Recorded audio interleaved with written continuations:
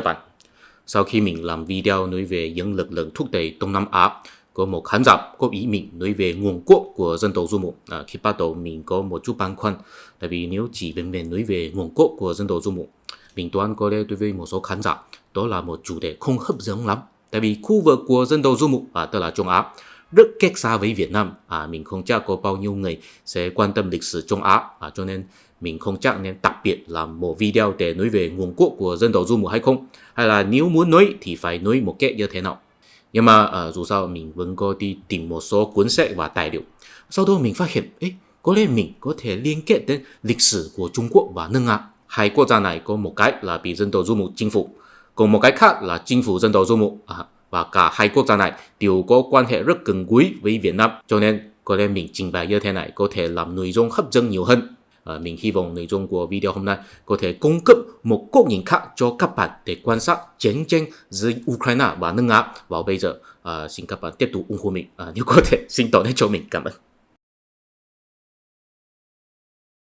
Đầu tiên, mình phải cân nhắc một điều cho các bạn khi nói về nguồn gốc của dân tộc Du Mục. Không có ai có thể nói một cách rất xác định, tại vì bản thân họ không có để lại tài liệu ghi chép.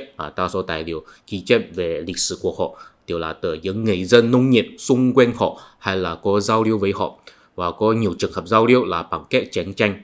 Cho nên chúng ta có thể thông cảm một điều là hình dạng về dân tộc Du Mục trong những tài liệu ghi chép chắc là có mang một số phiến diện của người dân nông nghiệp, chủ yếu là nói những dân tộc Du Mục là người dã man và không có văn hóa. Nhưng mà trên thực tế những dân tộc Du Mục có đi lại nhiều nơi, có thể tiếp xúc nhiều thông tin, cho nên về mặt kiến thức họ không nhất định là thua hơn người dân nông nghiệp. Ok, bây giờ chúng ta bắt đầu từ sự phân tích khu vực của dân tộc Du Mục.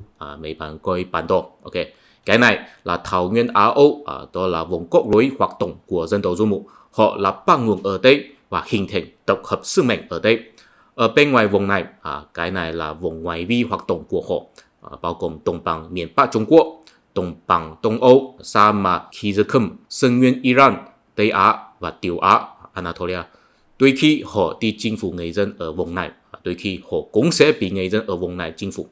Trước khi nhân loại nắm bắt được kỹ thuật cưỡi ngựa vào năm 3.500 trước công nguyên ở giữa Kazakhstan và Ukraine vào bây giờ, Thảo Nguyên Á Âu là một khu vực vắng người, tại vì khu vực này không tiện cho nông nghiệp, chỉ tiện cho nuôi gia súc, cho nên nếu không biết cưỡi ngựa thì không thể mang nhiều gia súc đi lại để tìm cỏ ăn.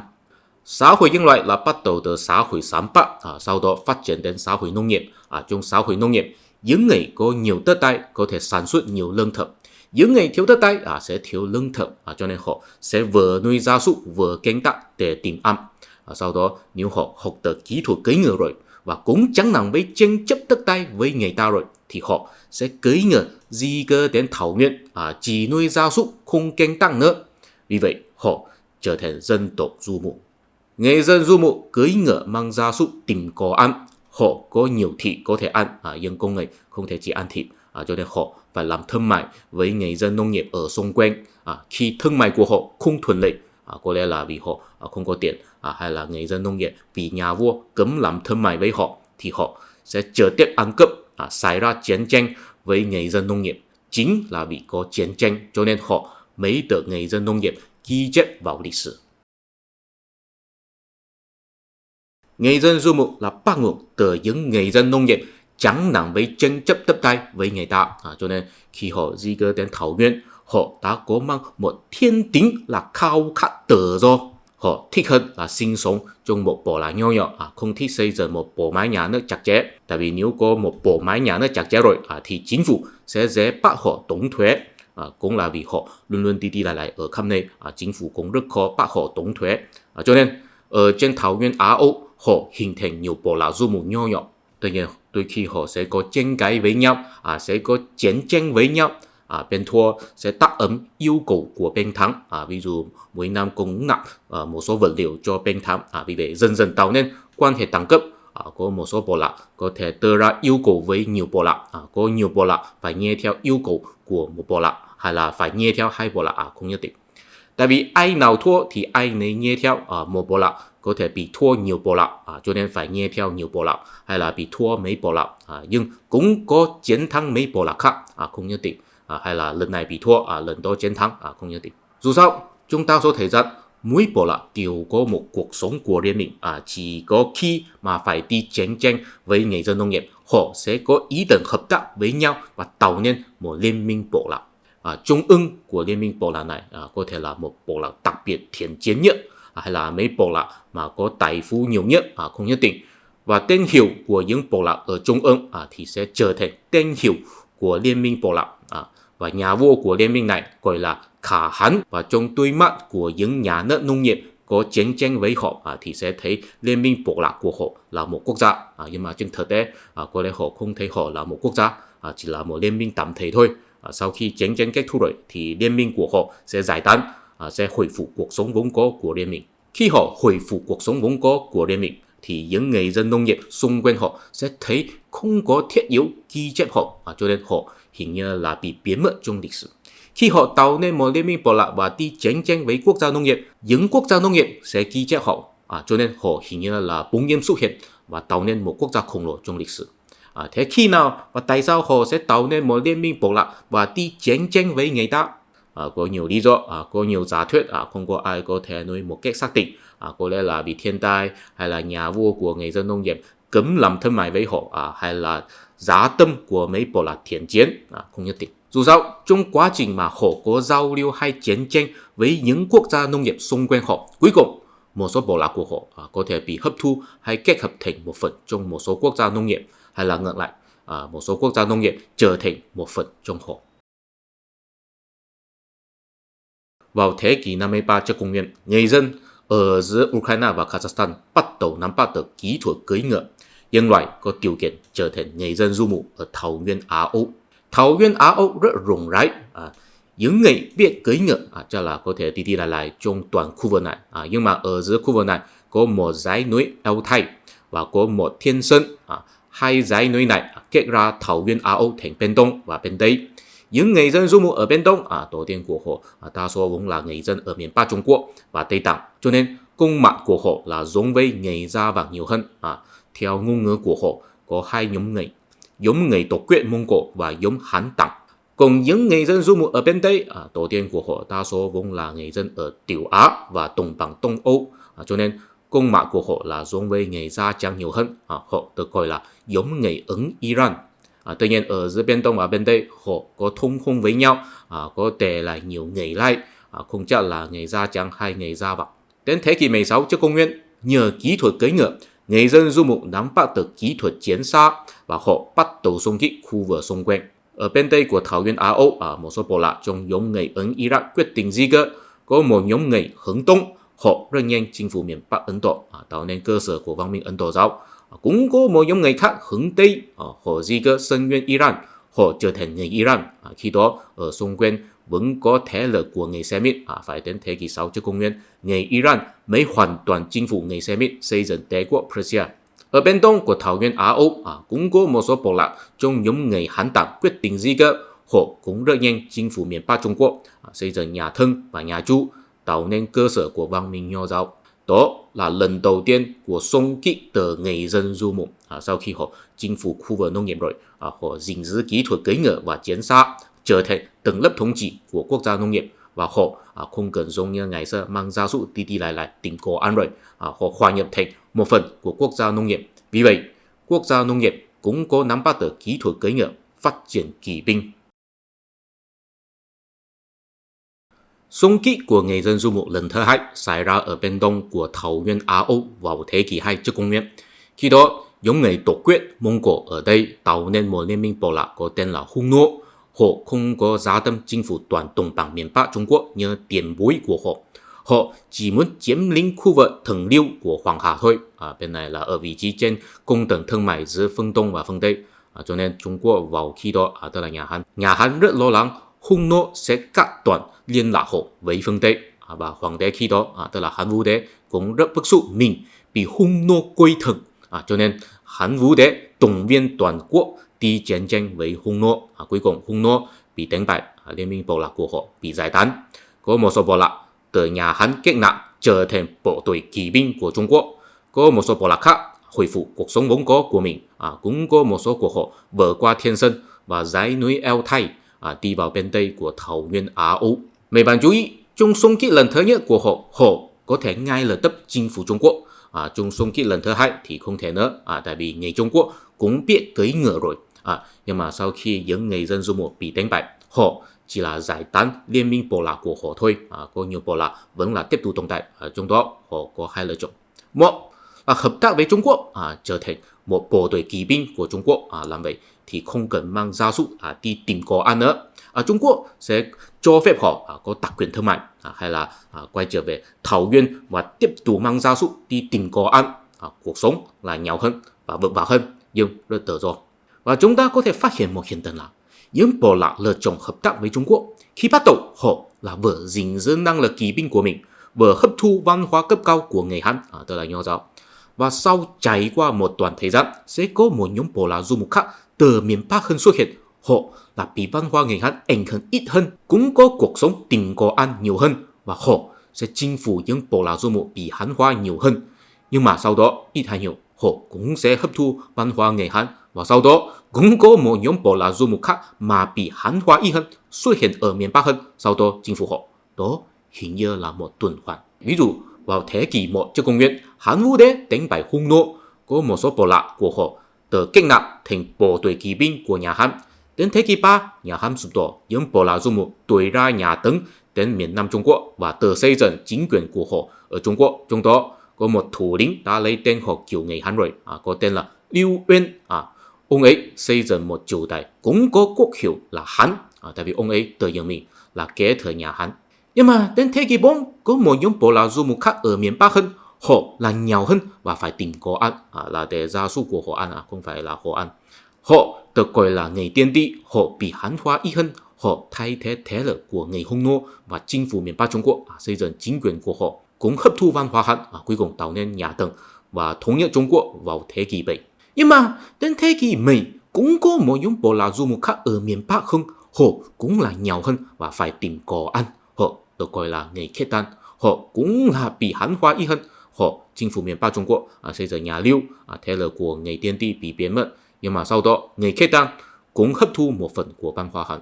Nhưng mà đến thế kỷ 12, cũng có một nhóm bộ lạc du mục khác ở miền Bắc hơn, họ cũng là nghèo hơn và phải tìm có ăn, cũng là ít Hán hóa hơn, họ được gọi là người Nớ Trưng, họ chinh phục miền Bắc Trung Quốc, xây dựng nhà Kim, thế lực của người Khiết Đan bị thay thế, nhưng chưa bị hoàn toàn biến mất như người tiên ti. Sau đó người Nớ Trưng cũng tiếp nhận một phần của văn hóa Hán. Nhưng mà đến thế kỷ 13, cũng có một nhóm bộ lạc du mục khác ở miền Bắc hơn, họ cũng là nghèo hơn và phải tìm có ăn, họ được gọi là người Mông Cổ. Họ không chỉ chinh phục miền Bắc Trung Quốc mà là chinh phục toàn Trung Quốc, thậm chí toàn khu vực của người dân du mục. Nhưng mà người Mông Cổ là coi thường văn hóa người Hán. Tại sao người dân du mục bị Hán hóa rồi sẽ bị người ta chinh phục? Hồi trước mình đã nói rồi, tổ chức của người dân du mục là liên minh bộ lạc. Chúng tôi tất nhiên là có quan hệ đẳng cấp, nhưng mà là tương đối bình đẳng. Và chúng ta có thể phát hiện một hiện tượng là khi một liên minh bộ lạc du mục có chiến tranh với một liên minh bộ lạc du mục khác, cái thắng lợi của họ không phải là tiêu diệt hết tất cả bộ lạc trong liên minh đối lập, tại vì họ là người dân du mục, nếu bị thua rồi thì sẽ cưỡi ngựa tháo chạy đến chỗ khác, sẽ không ở lại một nơi chờ bị sát hại. Cái thắng lợi của họ là đuổi ra đối phương đến chỗ khác hay làm đối phương đầu hàng và gia nhập liên minh của mình. Mấy bạn chú ý, đối với quốc gia nông nghiệp, cái thắng lợi là chiếm lĩnh thổ địa của đối phương. Nhưng đối với dân tộc du mục, cái thắng lợi là làm thủ lĩnh bộ lạc của đối phương đầu hàng và tác ấm cúng nạp cho bên thắng. Khi những dân tộc du mục đánh bại Trung Quốc, họ có thể thấy hoàng đế Trung Quốc giống như một thủ lĩnh bộ lạc, yêu cầu hoàng đế Trung Quốc cúng nạp cho họ. Hoàng đế của nhà Hán, nhà Tần mà nhà Tống đều có làm vậy. Nhưng mà chúng ta có trường hợp hoàng đế Trung Quốc sẽ không chịu bị coi thường nữa, sẽ động viên quốc gia đi chiến tranh với dân tộc du mục, cho nên cuối cùng dân tộc du mục cũng rất chán nản, quyết định trực tiếp chinh phục Trung Quốc. Và sau khi họ chinh phục rồi thì họ phải học tập cái thống trị của người Trung Quốc, tức là xây dựng một bộ máy nhà nước chặt chẽ để quản lý người dân. Và họ sẽ phát hiện người Trung Quốc hình như là một giống gia súc rất có giá trị. Tại vì khi họ giao tiếp với những dân tộc du mục đã bị chinh phục, họ là đối mặt với thủ lĩnh bộ lạc của đối phương. Nếu có xảy ra sự khó chịu, thủ lĩnh đối phương sẽ rút khỏi liên minh, thậm chí phát động chiến tranh, cho nên họ phải tôn trọng đối phương, ngay cả đối phương đã có đầu hàng rồi. Còn khi giao tiếp với người Trung Quốc, hay nói là người Hán, đã bị chinh phục. Họ là đối mặt với quan lại của người Hán, và nếu xảy ra sự khó chịu, quan lại của người Hán sẽ không rút khỏi liên minh mà là chỉ khuyên ngăn: bệ hạ, đừng có làm cái này. Đừng lo, quan lại này không nghe theo tôi có thể sa thải quan lại này. Dù sao sẽ có quan lại khác nói rằng: bệ hạ anh minh, thằng đó không muốn làm, tôi có thể làm. Bệ hạ muốn làm gì, tôi có thể hết sức giúp đỡ bệ hạ làm hết. Và sau đó những nhà vua của dân tộc Du Mục sẽ phát hiện rằng mình rất dễ trích xuất tài nguyên từ xã hội người Hán, tại vì dù sao đều có tìm được một số quan lại người Hán sẵn sàng chấp hành chính sách của mình. Họ sẽ hưởng thụ nhiều tài phú mà không thể lấy được trên thảo nguyên. Sau đó họ sẽ dần dần có một ý tưởng rằng người Hán thực sự biết tôn trọng bề trên, đúng là họ có văn hóa cao hơn, văn minh hơn, không giống như những thủ lĩnh trên thảo nguyên rất dã man, không biết tôn trọng nhà vua. Kết quả là họ yêu cầu thủ lĩnh bộ lạc khác học theo người Hán, tức là trở thành quan lại, nghe lệnh của nhà vua, từng luôn luôn cưỡi ngựa uy hiếp rằng sẽ rút khỏi liên minh. Đó là vì sao người dân Du Mục bị Hán hóa. Kết quả là sau một đoạn thời gian, có một nhóm bộ lạc Du Mục khác ở miền Bắc hơn, họ nhìn thấy những nhà vua của dân tộc Du Mục bị Hán hóa rồi, không biết tôn trọng những thủ lĩnh bộ lạc trong liên minh của mình rồi, thì họ sẽ kêu gọi rằng: thưa quý vị, bây giờ là thời điểm mà chúng ta nên tạo nên một liên minh bộ lạc mới rồi. Tôi rất tôn trọng quý vị, nếu bạn gia nhập liên minh của tôi thì tôi đảm bảo bộ lạc của bạn có hưởng thụ không gian tự trị rất lớn, không cần cố nằm nhiều quá. Tôi cũng không yêu cầu quá nhiều. Bây giờ xin cùng với tôi lật đổ chính quyền của nhà vua mà bị hoàn toàn Hán hóa đó. Sau đó có nhiều bộ lạc rút khỏi liên minh cũ và gia nhập liên minh bộ lạc mới. Mỗi khi chính quyền thay thế đều là vì có thủ lĩnh bộ lạc phản bội, gia nhập liên minh của người khác, sau đó giúp người khác chinh phục lại Trung Quốc. Đó là vì sao người Tiên Ti thay thế người Hung Nô, người Khiết Đan thay thế người Tiên Ti, người Nớ Chưng thay thế người Khiết Đan, cuối cùng người Mông Cổ thay thế người Nớ Chưng. Vào thế kỷ 13, người Mông Cổ xây dựng một đế quốc rất lớn mà chưa từng có trong lịch sử nhân loại. Nhưng bản chất của đế quốc này vẫn là một liên minh bộ lạc. Cốt lõi của liên minh bộ lạc này là bộ lạc Mông Cổ. Ngoài vi hơn là các loại bộ lạc Du Mục nói một cách đại khái. Ở bên đông là bộ lạc Nớ Chưng, ở bên tây là bộ lạc Tổ Quyết. Người Tổ Quyết là hậu duệ của những người Hung Nô từ bên đông di cư vào bên tây. Còn ngoài vi hơn nữa là những người dân nông nghiệp bị chinh phục, bao gồm người Hán, người Iran và người Nga. Vào thế kỷ 14, liên minh Mông Cổ giải tán thành 4 liên minh nhỏ hơn.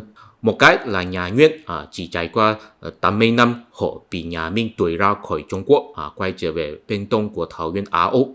Đến thế kỷ 17, họ sẽ đầu hàng cho hậu duệ của người Nớ Chưng, tức là người Mãn, trở thành một phần của nhà Thanh. Họ là theo Phật giáo Tây Tạng, không có tiếp nhận Nho giáo, đến khi bây giờ họ vẫn duy trì bản sắc Du Mục của mình. Còn người Mãn thì hấp thu Nho giáo quá nhiều, bây giờ đã mất đi bản sắc Du Mục của mình rồi. Còn có 3 liên minh khác ở bên đây, họ là Hán Quốc Sắc Hợp Tài, Hán Quốc Kim Trứng và Hán Quốc Y Nhi. Họ đều là tiếp nhận văn hóa Iran và đi theo Hồi giáo. Chỉ trải qua 70 năm, ở khu vực này có tên là Transoxiana, có một số bộ lạc Mông Cổ đã bị Tổ Quyết hóa, tức là thông hôn với bộ lạc Tổ Quyết, và cuối cùng có thói quen của người Tổ Quyết nhiều hơn người Mông Cổ. Họ tạo nên một liên minh khác gọi là nhà Timur. Liên minh này làm Hán Quốc Sắc Hợp Tài và Hán Quốc Y Nhi giải tán. Nhưng đến thế kỷ 16, liên minh này cũng giải tán, bộ lạc cốt lõi của họ tháo chạy đến Afghanistan, sau đó chinh phục Ấn Độ, tạo nên đế quốc Mughal. Đến thế kỷ 19, họ bị nước Anh tiêu diệt, sau đó hòa nhập thành một phần của người Ấn Độ và người Pakistan vào bây giờ. Cuối cùng là Hán Quốc Kim Trứng, họ sống sót qua công kích của nhà Timur, nhưng bộ lạc cốt lõi của họ cuối cùng cũng là Tổ Quyết hóa. Và đến thế kỷ 15, người Nga ở Moscow nổi lên làm liên minh họ giải tán. Họ mất đi lãnh thổ của khu vực nông nghiệp và đuổi vào thảo nguyên Á Âu, có gìn giữ bản sắc Du Mục của mình đến bây giờ. Bây giờ họ đã không gọi mình là người Mông Cổ mà là người Kazakhstan. Và sau đó thảo nguyên Á Âu sẽ chịu xung kích từ bên ngoài, đó là của bành trướng của đế quốc Nga. Mình tin rằng bây giờ ai đều có quan tâm chiến tranh giữa Ukraine và nước Nga. Mình biết người Việt Nam có tình cảm rất phức tạp với hai quốc gia này. Nói một cách đại khái nhất về mặt ý thức hẹp, đó là vì người Ukraine muốn trở thành người phương Tây, còn người Nga thấy tơ tờ người Ukraine như vậy là phản bội văn minh Nga. Thế tại sao văn minh Nga là khác biệt với phương Tây? người ta bảo là vì văn minh Nga từng có bị người Mông Cổ thống trị, có bị ô nhiễm bởi văn hóa chuyên chế của người Mông Cổ, cho nên văn minh Nga không giống với người châu Âu, là thiên về người châu Á nhiều hơn.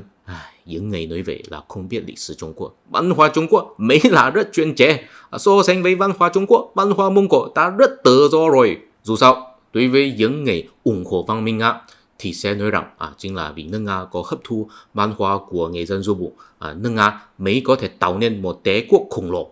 Có lẽ có nhiều người không biết quan điểm như vậy gọi là chủ nghĩa Âu Á, Eurasianism. Nguồn gốc của nước Nga là người dân Bắc Âu khai thác cung đường thương mại từ Bắc Âu xuyên qua đồng bằng Đông Âu, cuối cùng liên kết đế quốc Byzantine.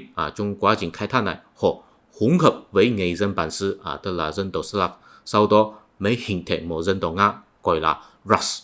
Giai đoạn khai thác này là từ thế kỷ 8 đến 12, cả thủ đô của Ukraine và nước Nga vào bây giờ, tức là Kiev và Moscow đều là được xây dựng trong giai đoạn này. Khi đó địa vị của Kiev là cao hơn, tại vì Kiev là tiếp cận hơn với đế quốc Byzantine. Chính là người Kiev bắt đầu tiếp thu văn hóa Kitô giáo từ đế quốc Byzantine, sau đó mang đến khu vực của người Nga. Và đến thế kỷ 13, cả Kiev và Moscow đều bị người Mông Cổ chinh phục. Nhưng mà sau đó quý tộc của Moscow có học theo thủ lĩnh bộ lạc của Mông Cổ, còn quý tộc của Kiev không có. Dân tộc Nga là hình thành trong quá trình khai thác cung đường thương mại. Tầng lớp quý tộc của họ cũng là vậy. Một thành phố là một thị trấn, mỗi thành phố đều có một nhóm quý tộc của liên minh. Trong nhóm quý tộc này, quan hệ của họ đều rất bình đẳng, không có quan hệ đẳng cấp rõ ràng, và quan hệ giữa các thành phố cũng vậy. Họ chỉ có tạo nên một liên minh thương mại thôi, không có tạo nên một quốc gia chặt chẽ. Khi người Mông Cổ chinh phục họ, nhà vua của người Mông Cổ thấy quý tộc của họ là giống như thủ lĩnh bộ lạc, chỉ yêu cầu họ cống nặng, không muốn trực tiếp thống trị họ, cho nên quý tộc của người Nga vẫn có nhiều không gian tự trị. Và sau đó, quý tộc của Moscow bắt chước tổ chức của người Mông Cổ. Tổ chức của người Mông Cổ là một liên minh bộ lạc, trong đó có một bộ lạc cốt lõi làm trung ương của liên minh này. Họ tự nhiên là con cháu trực tiếp của thành các tơ Hán, họ có thể điều khiển và sắp xếp tất cả bộ lạc khác. Quý tộc Moscow học theo người Mông Cổ, họ xây dựng một liên minh quý tộc, trong đó không có một bộ lạc cốt lõi, mà là một nhà vua làm trung ương của liên minh này. Nhà vua này có thể điều khiển và sắp xếp tất cả quý tộc khác. Liên minh quý tộc này là có tổ chức chặt chẽ hơn liên minh bộ lạc của người Mông Cổ, tại vì bộ lạc của người Mông Cổ là sinh sống bằng cách du mục, nếu không chụp được nhà vua nữa thì có thể cưỡi ngựa di cư đến chỗ khác tìm đồ ăn, rút khỏi liên minh. Còn khi quý tộc Moscow không chụp được nhà vua nữa thì tất nhiên cũng có thể cưỡi ngựa di cư đến chỗ khác, nhưng họ không phải là sinh sống bằng cách du mục, mà là xây dựng lại một thành phố mới ở chỗ khác và phát triển nông nghiệp. Đồng thời đó cũng là một yếu tố khiến quý tộc người Nga đi khai thác Siberia, cuối cùng lấy được đất đai nhiều thế. Nhưng sau một đoạn thời gian, thế lực của nhà vua Moscow cũng sẽ đi tới thành phố mới này, cho nên quý tộc ở bên này cuối cùng vẫn phải thần phục nhà vua Moscow, trừ phi chuyển sang chỗ khác xây dựng một thành phố mới nữa. Dù sao, đến thế kỷ 15, nhờ tài phú nông nghiệp của khu vực Moscow và kỹ thuật thuốc sống của châu Âu, nhà vua Moscow tuổi ra người Mông Cổ. Sau đó, nhờ tập quyền hóa của nhà vua Moscow có thể động viên nhà nước một cách hiệu quả hơn, cho nên chinh phục quý tộc người Nga ở thành phố khác, trong đó tất nhiên bao gồm Kiev. Từ khi đó, thế giới người Nga có một trung tâm, đó chính là Moscow. Nhờ sự tập quyền của nhà vua Moscow, kỹ thuật cấp tiến từ châu Âu, tài phú khổng lồ của nông nghiệp, nước Nga có thể tổng thể chống cự áp lực từ bên Tây, chủ yếu là người Đức và người Ba Lan, và chinh phục người dân du mục ở bên Đông. Thưa quý vị, bây giờ Ukraine muốn gia nhập văn minh phương Tây. Người ta bảo là văn minh phương Tây là tự do hơn. Thật ra sự tự do của văn minh phương Tây là phát triển dựa trên hệ thống phong kiến của Tây Âu. Đó là bắt đầu từ bộ lạc German di cư vào Tây Âu từ thế kỷ 4 đến thế kỷ 5, họ xây dựng một vương quốc ở nước Pháp, cũng đi theo Kitô giáo. Sau đó từ vương quốc này có phát triển ra nhiều quý tộc đi chinh phục các nơi ở Tây Âu, tạo nên nhiều vương quốc khác. Một vương quốc cũng là một liên minh quý tộc, nhưng quan hệ giữa nhà vua và quý tộc là dựa trên khế ước phong kiến. Trên khế ước có quy phạm nghĩa vụ của song phương là gì. Tổ chức của họ cũng rất lỏng lẻo. Vì lỏng lẻo cho nên rất tự do. Khi quý tộc không chịu từ nhà vua nữa thì sẽ đi ký khế ước với nhà vua khác, hay là cập nhật khế ước, sửa lại phạm vi nghĩa vụ của mình, hay là trực tiếp khởi nghĩa. Cho nên Vương quốc của Tây Âu luôn luôn xảy ra chiến tranh, đôi khi là nhà vua đánh nhà vua khác, đôi khi là quý tộc đánh quý tộc, đôi khi là quý tộc đánh nhà vua, rất bối rối. Thế tình trạng bối rối này đến khi nào mới kết thúc? Đến thế kỷ 17.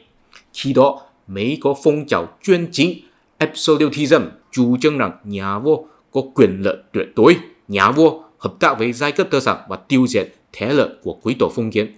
Nhưng sau đó, giai cấp tư sản bắt nhà vua bàn giao ra quyền lực xây dựng một quốc hội quản lý quốc gia. Đó là một sự diễn biến của 1.000 năm. Khi bắt đầu, tổ chức tầng lớp thống trị của Tây Âu rất lỏng lẻo, nhưng cũng rất tự do.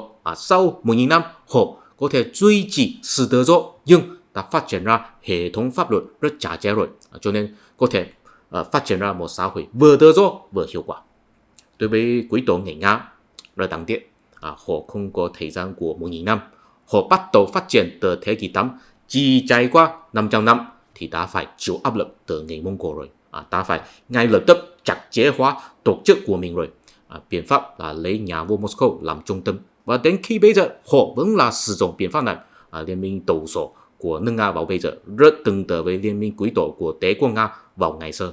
Bây giờ người Ukraine muốn gia nhập văn minh phương Tây theo quốc dân lịch sử, đó là vì tầng lớp thống trị của họ không chịu được nhà vua nước Nga nữa, muốn rút khỏi liên minh đấu sổ nước Nga. Nhưng họ không có trải qua một quá trình phong kiến lâu dài như Tây Âu. Dù họ có thể kết thúc chiến tranh với nước Nga, nhưng mà trong tương lai, tầng lớp thống trị của họ vẫn phải trải qua một quá trình đấu tranh nhau trong nội bộ. Khi đó chắc chắn có người kêu gọi rằng đó là sự bối rối của dân chủ hóa. Tất nhiên rồi, cái gì đều phải có một quá trình trưởng thành.